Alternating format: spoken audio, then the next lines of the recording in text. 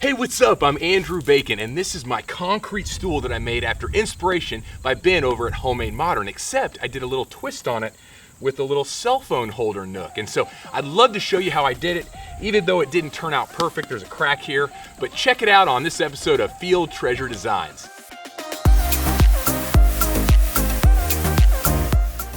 So the first thing I did was cut my 1 1/4 inch dowel into 3 16-inch sections. Next, I drilled holes in the tops of each dowel about 3/4 of an inch from the bottom. I'm going to thread some zip ties through these holes to be able to keep the dowels connected in the concrete. Here I'm taking my zip ties and I'm forming loops on the ends of each dowel. After all three have a loop, I took another zip tie to connect them all together. This is going to help them stay secure in the bottom of the bucket while that concrete cures around it. Okay, here's where my project gets a little unique. So first I did a 6-inch line to make sure I knew how much concrete was going to go into the bucket. After I had the right idea, I went to the outside and did the same line as a reference point. Then I grabbed my 3x5 index card plastic case that I'm using as the shape that's going to slide in. Now I just trace the outside rectangle so I can cut the hole so that this case can slide in as a part of the concrete mold. Next, I decided to tape the entire case with blue painter's tape just to make it easier to get out of the mold in case there's any problem after that concrete dries. I also needed to seal the case since it had openings on different sides. It's ready to go, so it's going to stick through that hole and then it's going to come in the inside just like that.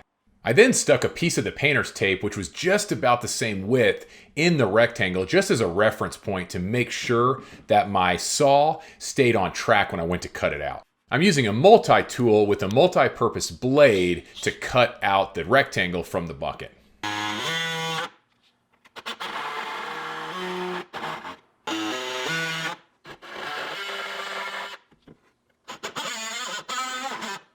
Once I had the main cuts done, I grabbed my utility knife to do the more finesse cuts on each side. Then I just had to clean up the edges a tad because I wanted that case to be really snug when it fit inside there. Then I did a quick test and yeah, fits good. And here's what it looks like inside. So it's going to come in about 3/4 of the way to allow the cutout to be there.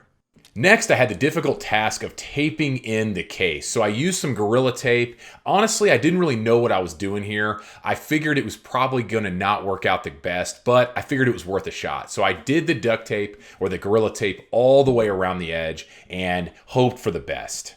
I also had to pre-cut those flaps so that they would stick down around the case. Okay, let's do this. So I've got my water, my stir stick, and the dowels that I'm going to stick in about halfway through the pour. I grabbed my concrete and I did my first pour into the bucket. Get ready for some serious dust.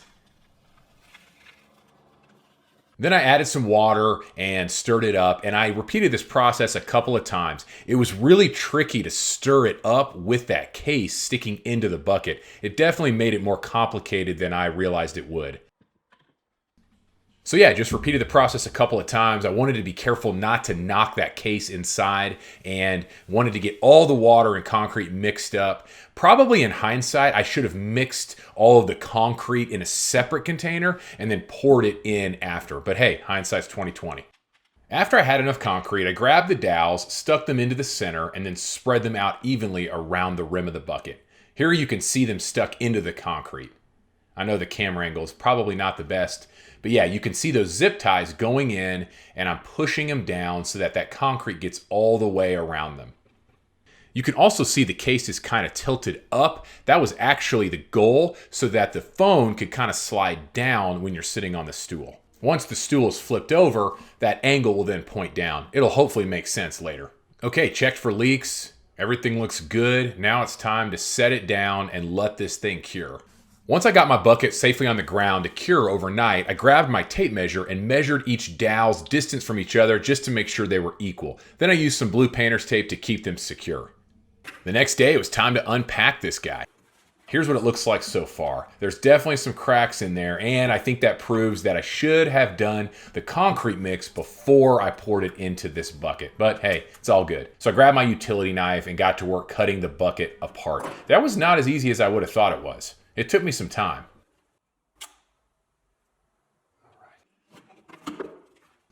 After I got 2 lines cut and was able to bend some of the pieces back, I went ahead and pulled out the case and the tape. And yeah, it came out pretty easily. I'm still curious on how it's going to turn out at this point. Then I went back to the plastic part. I wanted to be careful because I wasn't so sure how well the concrete had set and I didn't want to damage it at all. Once I flipped it over, I did a relief cut and gently peeled that part of the bucket back. I then had to grab some pliers to help me get a good grip so I could tear it away. I had to get my utility knife and make another relief cut at the top, but I had to be careful. I didn't want to plunge it in and cut the concrete. Finally, there was enough removed where I could take it all the way off, and there it is. Wow, it looks terrible, let's be honest. The first problem is the tape. It left terrible marks on the concrete, so I think I could get away with that with buffing it out or sanding it, but that's a good thing to learn. There's also a crack, and the way that the water and concrete mixed in the back, it looks cool, but it's probably not the best mix. So lesson learned, mix before you pour. But the cool thing is the cell phone nook did work out, so I guess that was kind of cool. Well, there you have it. My concrete stool fail of a project. Well, hey, I hope you learned something that might help you on your own future project if you decide to do your own concrete stool. Hey, thanks for watching, and I'll see you on the next video. Oh, hey, what's up? You can't even see me. Welcome to my channel. Check it out. Check it out. Wow, what a crack. Crack here, but maybe you can actually learn a little bit. Terrible. Oops.